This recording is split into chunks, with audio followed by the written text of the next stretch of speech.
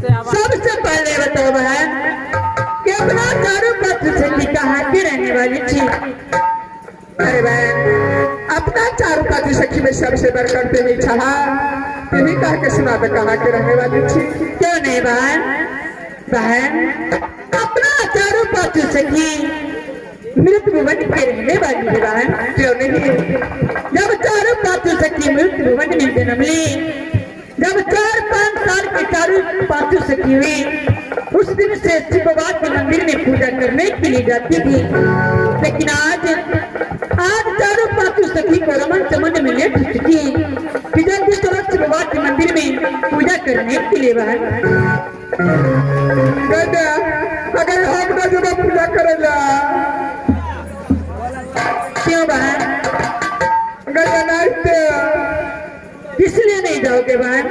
अगर पूजा करना है कि बहन पूजा करने से सुंदर घर और सुंदर वर मिलती है। गैया गैया बाबा घर का घर सामने पखरपुर का बड़ा गाछ। बहन पूजा नहीं जानते बहन, स्वामीनाथ जानते हो? स्वामीनाथ हाँ गैया अगर स्वामीनाथ के न जाने हैं ब्रह्मपुर में ढेर अच्छे कपड़े देते। अरे नहीं बहन, पिया जानते हो?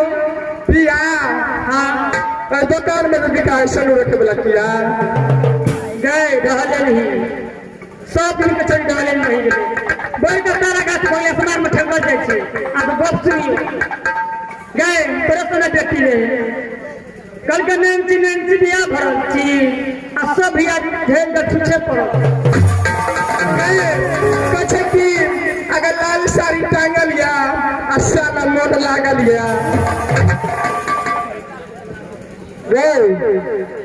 गैया गई तोरे संगे देखी रहे मुजली की कान कई की गई बैठल थी बोरा पर आ मन गया छोड़ा पर बढ़िया वाली कछे की अगर चुप गई पत्नी पातर चूड़ा अतर पत्नी के नहरा कतक दूरा गए परसना देखी ले स्पीकर के सबूत में बापे घर पर भी मैंने सोचा जल्दी चलो शुरुआत के मंदिर में पूजा करने के लिए बाद आज बहुत लेट हो चुकी है बात। ठीक है मैं जल्दी चलो बात जल्दी चलो